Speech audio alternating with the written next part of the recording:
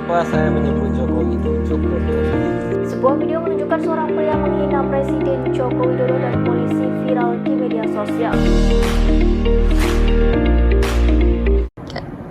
Dipaksa sehat di negara yang sakit merupakan kalimat yang dapat menggambarkan kondisi demokrasi yang ada di Indonesia saat ini. Assalamualaikum warahmatullahi wabarakatuh. Perkenalkan, saya Maharanika Stianingrum bertindak sebagai tim pro dalam mosi pasal penghinaan lembaga negara dalam RKUHP sebagai alat pembunuh kebebasan berpendapat. Dewan juri yang saya hormati, izinkan saya untuk mendefinisikan apa itu RKUHP. RKUHP adalah rancangan kitab undang-undang hukum pidana yang dibentuk sebagai dasar dalam penyelenggaraan hukum pidana yang ada di Indonesia. Artinya apa? RKUHP ini sangatlah krusial dan juga penting, dan dalam pembentukannya harus dalam hati-hati dan juga sangat teliti. Selanjutnya, Dewan Juri yang saya hormati, pasal yang dimaksud dalam pasal penghinaan lembaga negara ini adalah pasal 351 yang mengatur tentang pasal penghinaan terhadap lembaga tinggi negara, dan lembaga tinggi negara yang dimaksud adalah Dewan Perwakilan Rakyat yang masuk ke dalam legislatif, kemudian Presiden dan Wakil Presiden yang masuk ke dalam eksekutif. Masuk kepada urgensi dari mosi ini. Mengapa sebenarnya pasal ini seharusnya tidak ada? Karena pasal ini tidak urgent, kemudian pasal ini sangatlah tidak relevan, dan kemudian pasal ini sangatlah multitafsir dan karat. Akan dibuktikan pada argumentasi saya. Selanjutnya, mengapa pasal ini sangatlah tidak urgent? Dapat kita ketahui bahwa negara Indonesia adalah sebuah negara demokrasi karena rakyat memilih pemimpinnya, dan setiap rakyat maka berhak untuk menyampaikan kritik terhadap pemimpinnya. Dan pada dasarnya, Dewan Juri yang saya hormati, pasal mengenai penghinaan terhadap lembaga negara ini sudah pernah ada dan sudah pernah pula dicabut dan diajukan kembali ke MK dan ditinjau ulang. Rasa-rasanya sangatlah aneh ketika pasal yang bermasalah dan pernah dicabut tersebut akan kembali dalam tata hukum yang ada. Selanjutnya, Dewan Perwakilan Rakyat juga telah mengetahui jika pasal ini adalah bersifat pro kontra, dan tanggapan dari Dewan Perwakilan Rakyat adalah jika ada yang tidak sesuai dalam pasal ini silahkan ajukan kembali ke MK. Berarti ketika ada kecacatan, Dewan Perwakilan Rakyat hanya melempahkan ke Mahkamah Konstitusi.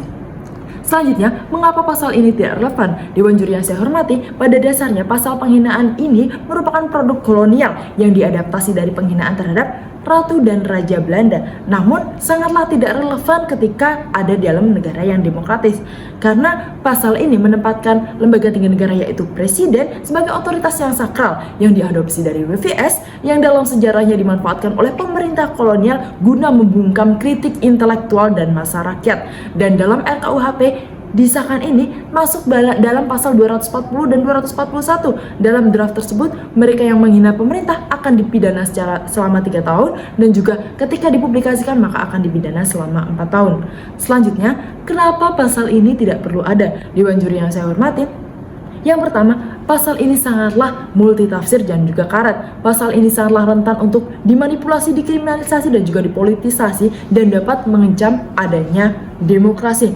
Karena antara kritik dan penghinaan itu sangatlah sulit untuk dibedakan. Dan pasal ini inilah membuat pasal ini sangatlah karat. Karena kita tidak dapat mengetahui seberapa jauh parameter dari penghinaan itu, karena setiap orang dapat mendefinisikan terminologi dari penghinaan ini berbeda-beda. Selanjutnya, dalam Undang-Undang Dasar Negara Republik Indonesia tahun 1945 rumusan pasal 28, 28E ayat 3 dan juga 28F dijelaskan bahwa setiap orang berhak atas kebebasan berpendapat. Dan pasal penghinaan terhadap lembaga negara ini telah membungkam aspirasi dari masyarakat bahwa seakan-akan pemerintah sangatlah anti kritik terhadap apa-apa yang disampaikan oleh rakyat dan terkesan menakut-nakuti rakyat. Selanjutnya, Dewan Juri yang saya hormati, dengan adanya pasal ini justru membuktikan bahwa Dewan Perwakilan Rakyat selaku lembaga negara dan juga lembaga-lembaga lain sangatlah anti kritik. Dan kita tahu bahwa akan timbul pertanyaan dengan adanya pasal ini, apakah Dewan Perwakilan Rakyat atau lembaga lain yang memiliki indeks kepercayaan dari rakyat yang cenderung rendah, mereka akan sangatlah takut sehingga mereka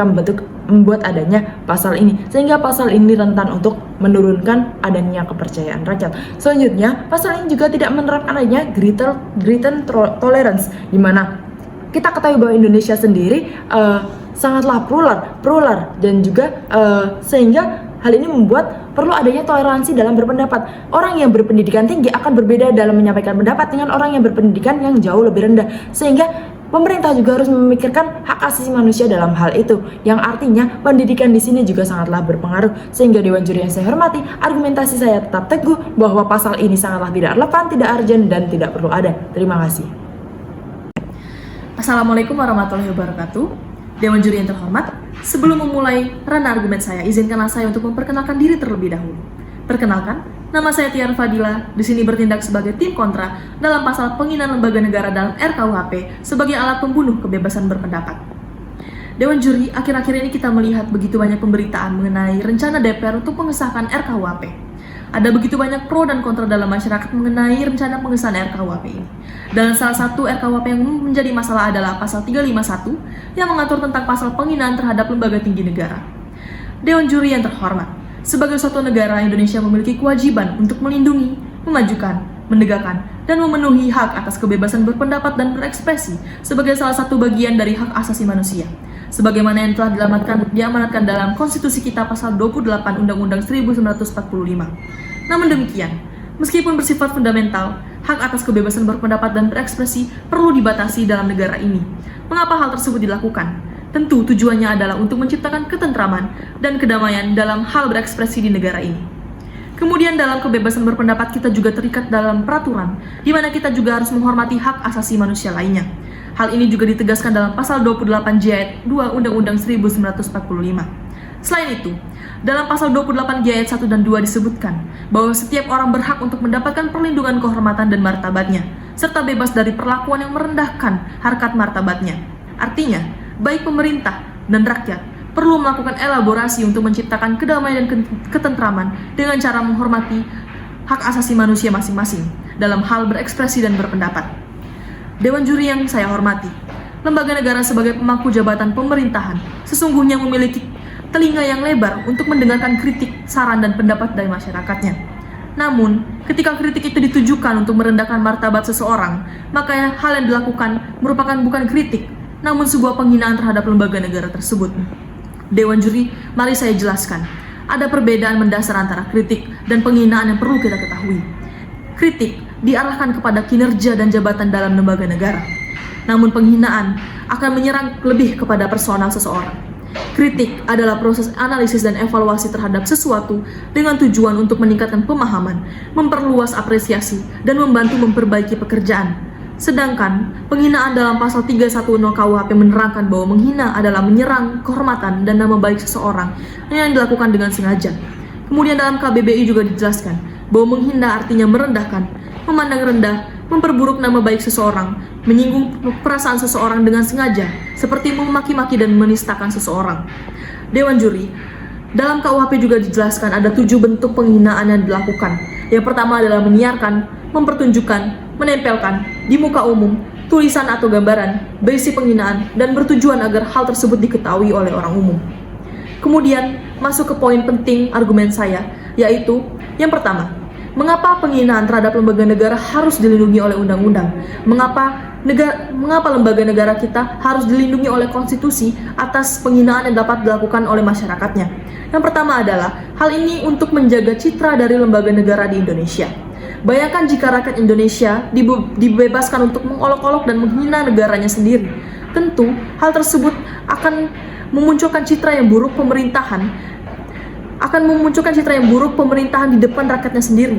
Sedangkan posisi di sini pemerintah sebagai pemangku jabatan negara bertugas untuk menjadi roda penggerak dari negara ini. Ketika tidak ada rasa hormat dari rakyatnya sendiri, lalu bagaimana pemerintah sebagai pemangku jabatan dapat melakukan kewajibannya dengan baik? Kemudian, poin yang kedua adalah, dengan menghina lembaga negara, maka akan mencerminkan rasa ketidakpercayaan rakyat. Hal tersebut akan membuat adanya disintegrasi di negara kita.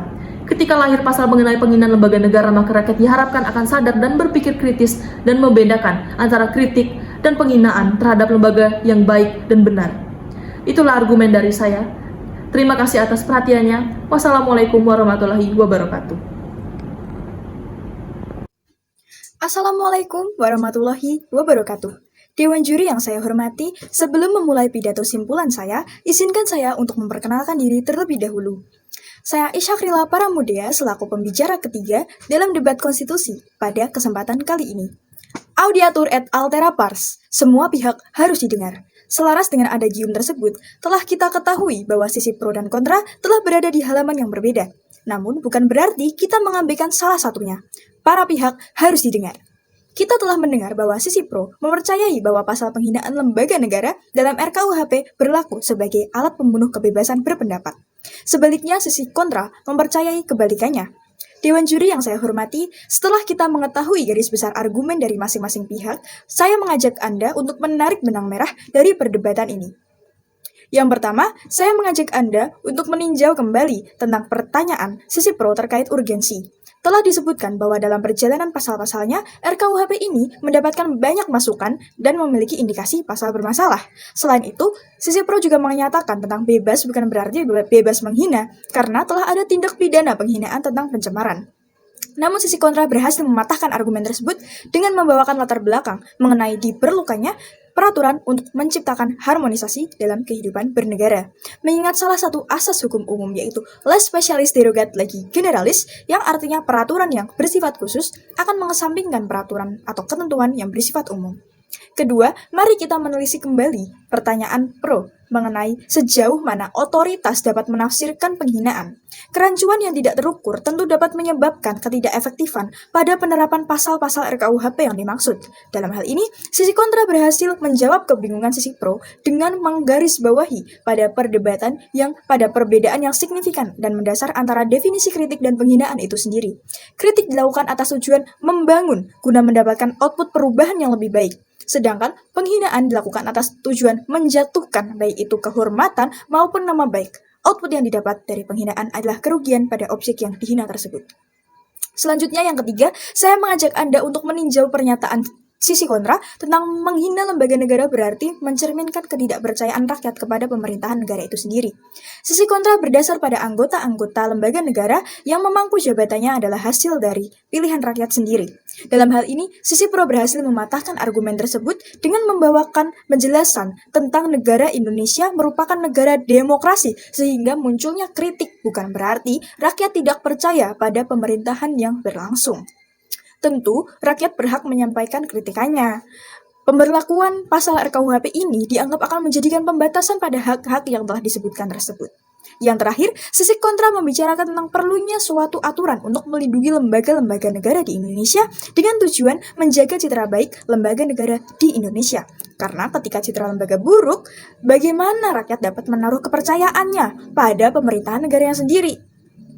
Dalam hal ini, sisi pro menyatakan pernyataan pihak kontra kurang relevan, ditinjau dari bentuk negara Indonesia yang merupakan negara demokrasi, artinya dari rakyat, untuk rakyat, dan oleh rakyat. Sehingga ketika terjadi ketidaksesuaian, rakyat berhak untuk menyampaikan pendapat. Dewan juri yang saya hormati, setelah berhasil menarik benang merah dari argumen dan pernyataan kedua belah pihak, dapat kita simpulkan bahwa perbedaan pendapat terjadi dan kedua belah pihak berdiri pada sisi yang berbeda. Namun tujuan dari masing-masing pendapat dan pemikiran baik dari pihak pro maupun pihak kontra adalah satu, yaitu menuju Indonesia yang lebih baik. Karena salus populi suprema lex, kemakmuran dan kesejahteraan rakyat adalah hukum yang tertinggi dalam suatu negara. Sekian yang dapat saya sampaikan. Wassalamualaikum warahmatullahi wabarakatuh.